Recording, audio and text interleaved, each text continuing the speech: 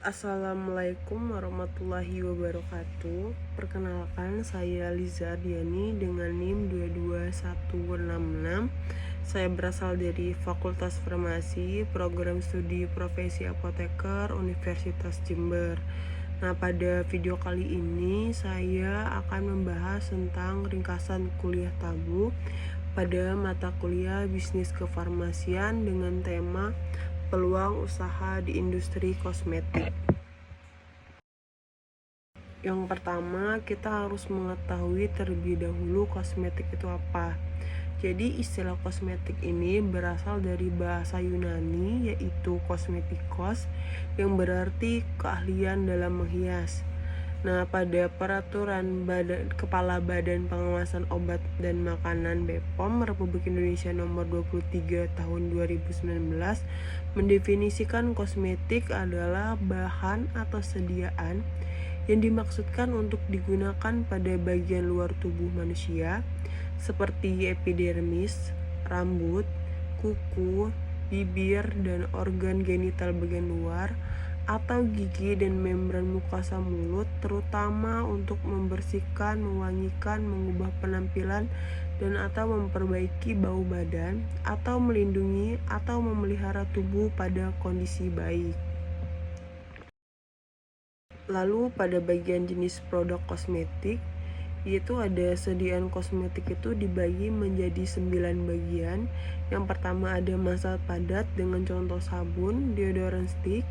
Lalu ada serbuk seperti serbuk tabur atau serbuk kompak.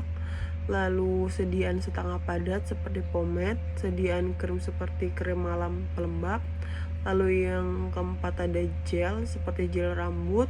Lalu sediaan pasta yaitu pasta gigi. Lalu sediaan cair seperti pewangi badan. Lalu ada cairan kental seperti sabun mandi cair. Lalu ada bentuk suspensi seperti lulur, bedak cair, mangir. Lalu yang kesembilan dalam bentuk sediaan aerosol seperti hairspray. Nah, bahan dan penggunaannya serta untuk maksud evaluasi produk itu ada 2 golongan.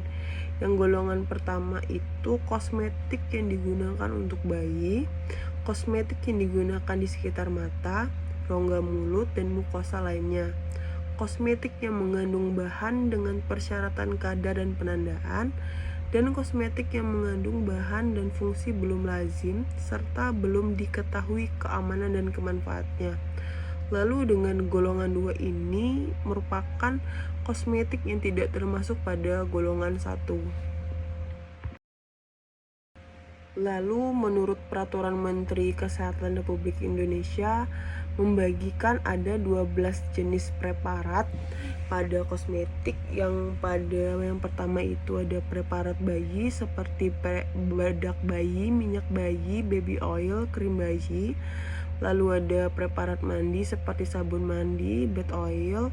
Lalu ada preparat makeup mata seperti maskara, eyeshadow, eyeliner. Lalu yang keempat ada preparat wangi-wangian seperti parfum, cologne. Lalu ada preparat rambut seperti shampoo, hair conditioner, hair straightener, pomade, tonik rambut, hair dressing, hairspray. Lalu yang keenam ada preparat pewarna rambut. Lalu ketujuh ada preparat makeup kecuali penggunaan pada mata seperti bedak, lipstick, blush on, foundation. Lalu yang kedelapan ada preparat kebersihan mulut seperti pasta gigi, mouthwash. Lalu yang kesembilan ada preparat kebersihan badan seperti antiperspiran, deodoran. Lalu yang ke-10 ada preparat kuku seperti cat kuku. Lalu ada preparat perawatan kulit seperti pembersih, pelembab, hand body lotion. Lalu yang ke-12 itu ada preparat cukur seperti krim cukur. Lalu ada preparat suntan dan sunscreen. Nah, banyak sekali kosmetik ini beredar di pasaran. Tentunya kita sebagai pengguna kosmetik harus sangat cerdas dalam memilih kosmetik yang aman. Nah, bagaimana sih cara kita memilih kosmetik yang aman ini?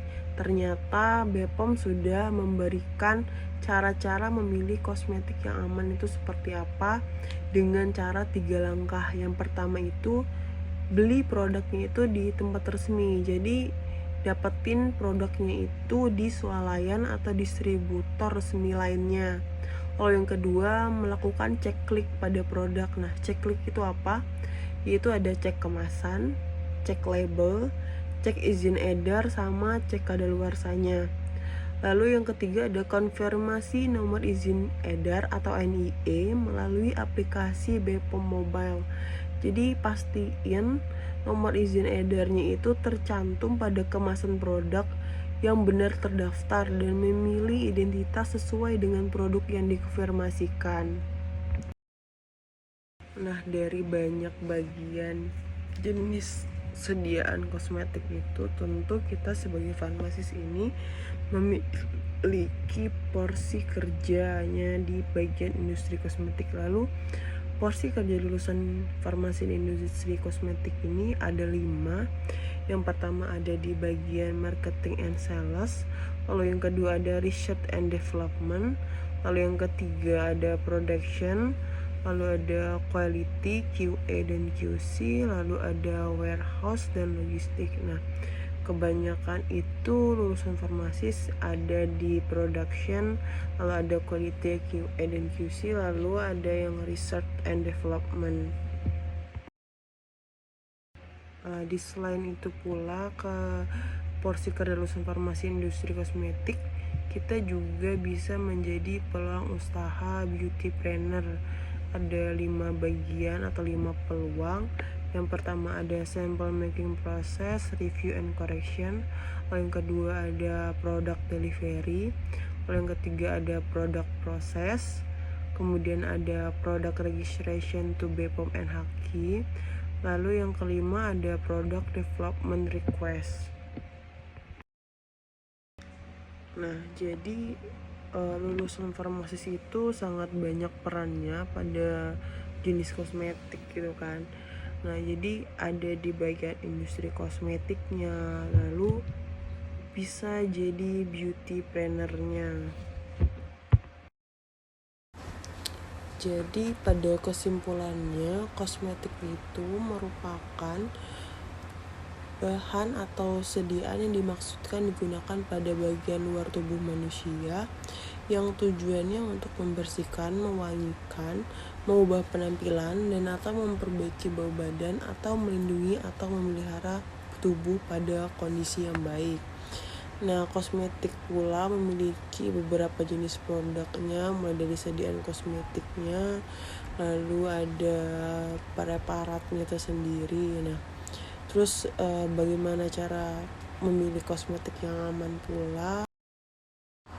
Nah, pada topik kali ini juga kan membahas tentang peluang usaha di industri kosmetik. Nah, jadi porsi kerjanya di industri kosmetik itu ada 5 bagian, lalu juga peluang usahanya sebagai beauty planner juga ada 5 bagiannya.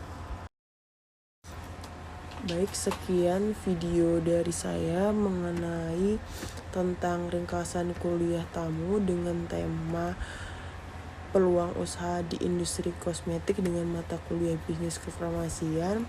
Saya Liza Ardeni, bila ada salah kata saya mohon maaf. Saya akhiri. Wassalamualaikum warahmatullahi wabarakatuh.